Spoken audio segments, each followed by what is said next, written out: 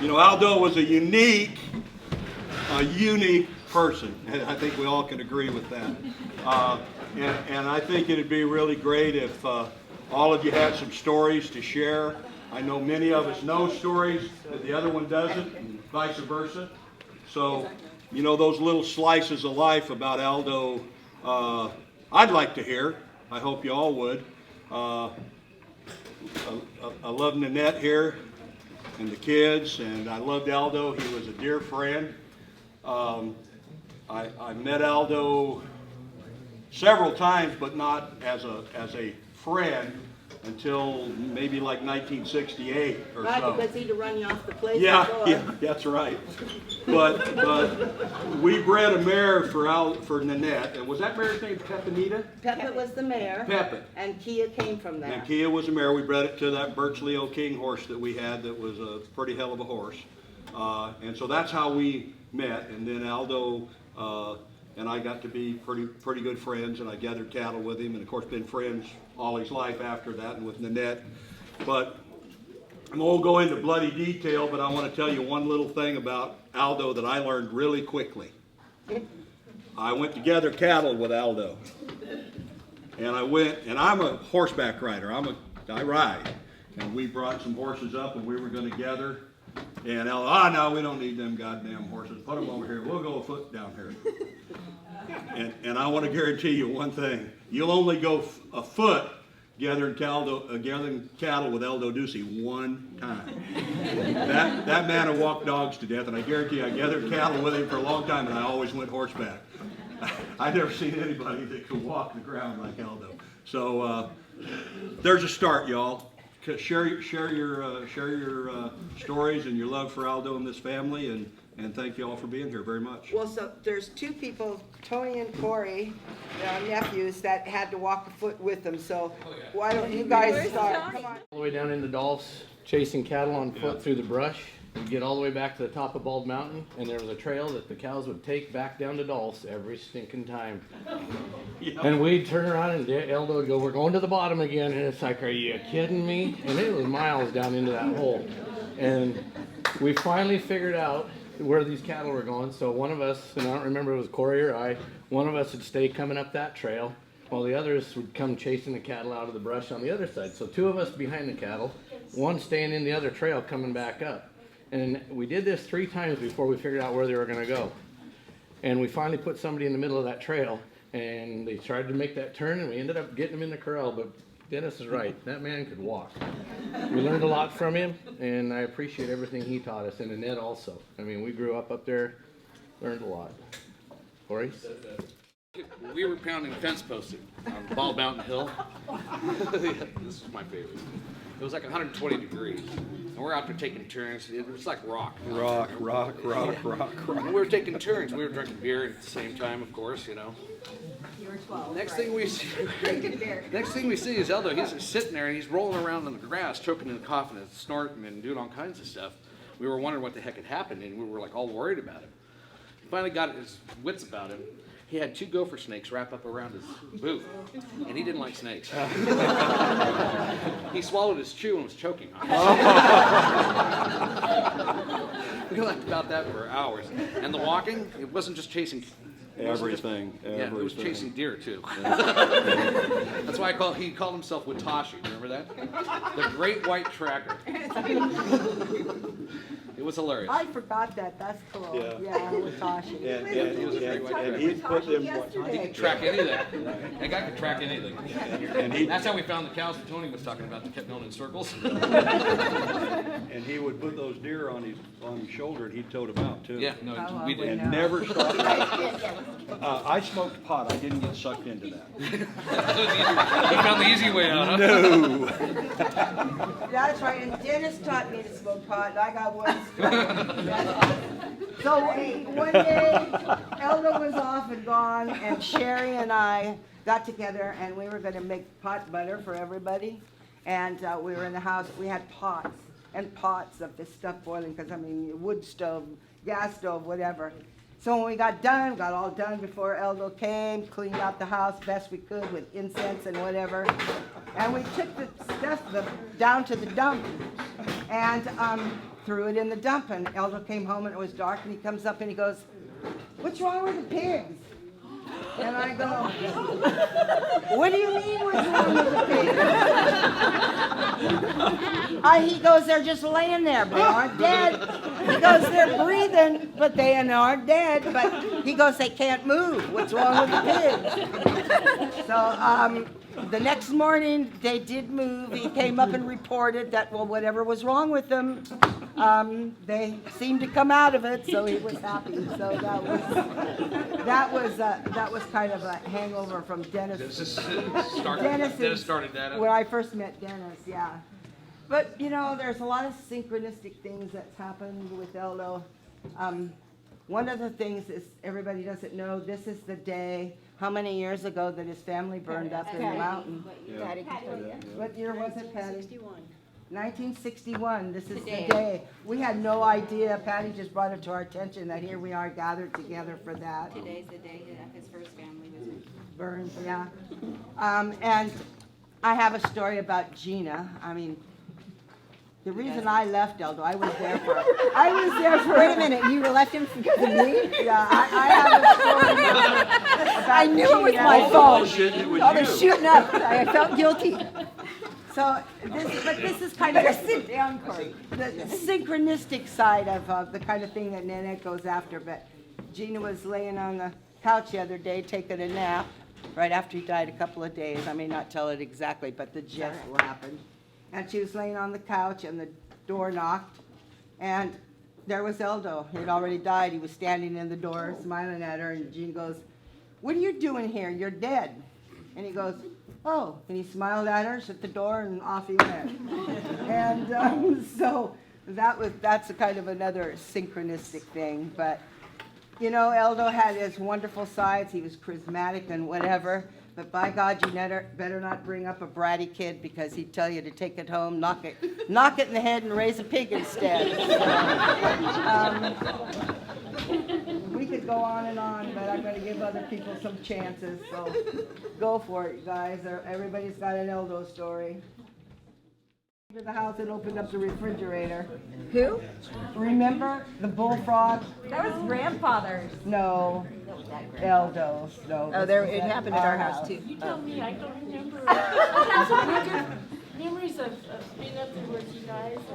Oh, we had 4-H kids all over the place, and Lynn was one of them, and she came up and she was running away from home, whatever. So she came in late and was hungry, and Eldo and I'd been to Christmas Prairie and shooting bullfrogs, and I was the dog. I was the retriever, because he was scared of the water. He'd shoot the frogs, I'd go retrieve them. But as you guys know, frogs don't die very easy. And they were put in the refrigerator, and Lynn came to get something to eat and opened up the refrigerator, and one jumped out at her on the floor, and everybody, she screamed, and Eldo's jumping up with his gun. What in the hell is going on? Boy, I didn't know anything about him. So he taught me two things. One, how to hunt, so we walked. I remember that. I was living with Nanette and Eldo. Joni was about, I don't know, 3 months old. And my bedroom was about as far away from Nanette as I am now on the sawmill, from the sawmill in Blue Lake, that in those days was working 24 hours a day. And so he took me hunting, and I remember two things. We walked. He killed a bobcat and had me carry it for 3 hours. Okay? Because I didn't even have a gun. My hunting was whatever he killed, I was supposed to carry. And then, coming from a fisherman's family, he taught me how to fish. We went to the old dam and he threw dynamite caps in the water. And everything that was underneath it floated to the top. I'd never seen a catch like that. So he was a much better fisherman than I was. We used boats and lines and all that kind of stuff. But there's one picture here, and I don't know which one of the girls is in the water, but the water's brown. And I think I brushed my teeth at their house for 6 months living there with them. and the water was brown the whole time I lived there. It's the only place The I've ever cows lived. like to play in the well. Whatever it was interesting. That was quite a house. And I had to leave that house because my sister and Eldo kicked me out because our parents thought it would be a good idea if they moved to Brookings.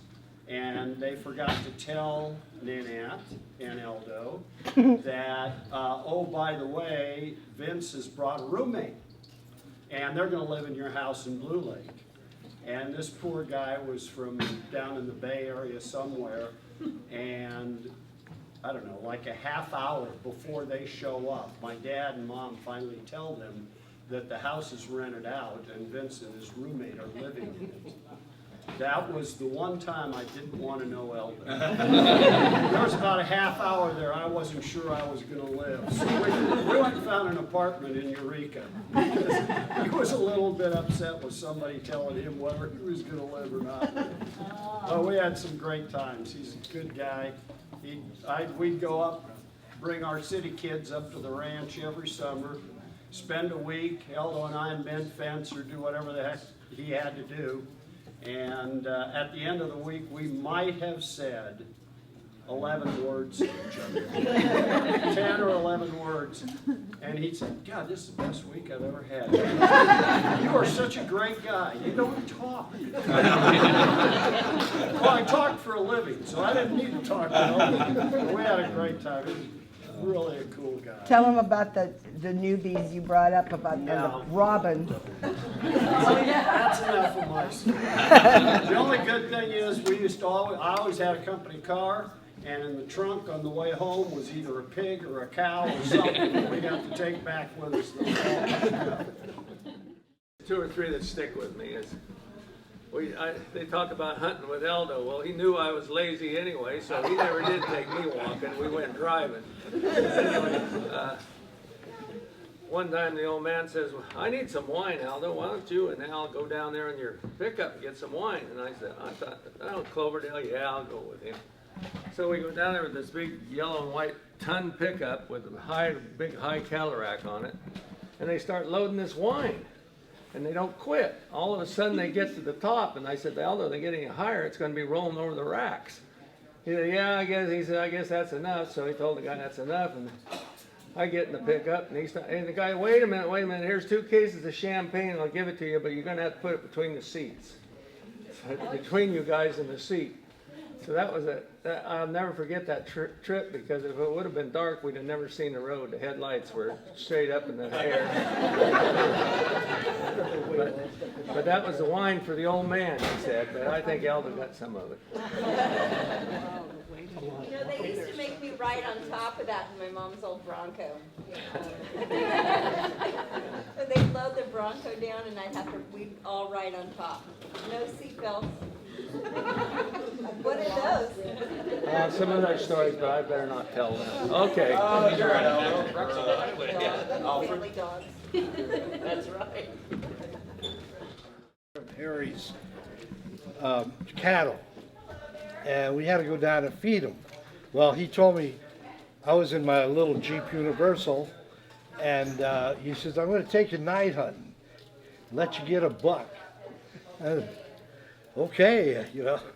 So we took off and went down, fed the cattle, and it was getting dark, and we went up the hill.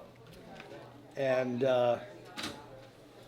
driving around and seeing these bucks roaming around the hillside there, and he says, stop the damn Jeep and let me drive. And I says, and you get out, and you stand right here and wait, and I'll chase them around to you, and as you go by, you'll shoot them. Oh, okay. I got out, had no flashlight, darker than I don't know what all, and he took off with that Jeep and chased those deer, you know, and he ran over one. He went under the Jeep and came back out, stood up, come down beside me. Yeah, I was trying to shoot. I couldn't see nothing. I was shooting from the hip. And finally, he came around again, and this time he came around and brought the buck to me, and I shot him. Well, he said, now we'll take them down and we'll put them in Harry's shed. But he said, make sure you come up tomorrow morning to pick them up. I said, yeah, I will. So I went home. That next morning I got up, came back, picked it up, and brought it down to register it. And I brought it down to the Arcata Police Department. And the guy, I knew the guy that was the sheriff there. He come out and he looked at it and he says, where'd you get this? And I told him.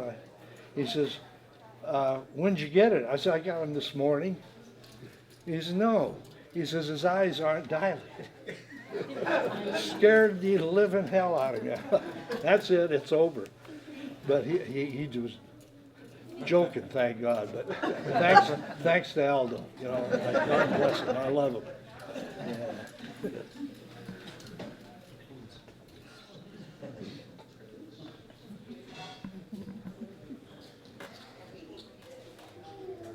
Good time to eat. We always are hungry, aren't we? Really never had any experience with Eldo except for talking alongside the snow camp road up and down. And he used to call me, "Hey, Rospo!" Rospo means in Italian a toad, big toad. Big toad. Hey, Rospo, come la va? And you know, and so we just BS around, and so we got to be real good friends, of course, knowing Easter and Harry and everybody, you know. We got to be real good friends, road friends, not, you know, but no, I came from Italy, I couldn't speak English, you know, and he kind of pushed me a little bit. I was taking care of a place up on the mountain, and so I was up in there about twice a week. And that's how we got to know. And he was one of a kind. That's for sure. Definitely. Yes, he was. I married my bull riding cowboy, that's for sure. I've seen many of him times on those bulls and fall off and break his ribs. He was broken when I found him. He was. He had broke. He rode the bull. He got booked off of Rat Trap was the name of the bull. And I saw him dancing with a girl, and I told my girlfriend, he dances like he's pushing a tractor around. And somebody said, well, he broke his ribs. I go, well, I'm not dancing with him. I'm watching out for him. I ended up dancing with him, got pushed around like a tractor for the rest of my 34 years of living with him. The sad part about it is he told us he broke his hip before he passed, and told us that's the worst he's been hurt when he broke his hip. He's broken bones all his years long, and that was the worst he's been hurt. After all he's been through. It was the worst thing Well, he was ever, right. he said. Wow.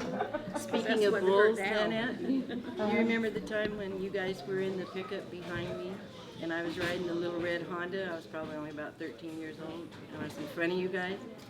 And down coming off the hill just before we get to the old house, coming down the school road, that big white-faced bull was coming down real slow, snorting. And I stopped in the middle of the road, and I could hear Dad in the back saying, "You gonna go or you gonna stay?" And I'm just sitting there going, and I didn't move. Remember, I sat right there, and that bull just walked right down, stood right in the middle of the road, and turned around and looked at me, and I just looked back at him. Dad was back there cracking up laughing. I could hear him. And then the bull just went on down the road, and I'm sitting here still shaking like a leaf on a tree, you know. I mean, he was one of the biggest bulls I ever seen. Couldn't believe it. And you guys were right behind me. He's probably yelling at you. He was laughing. He was totally laughing. I think he thought maybe I was about ready to piss my pants because I was scared to death. I seen what bulls did to him. You think I was going to be around one? No. No.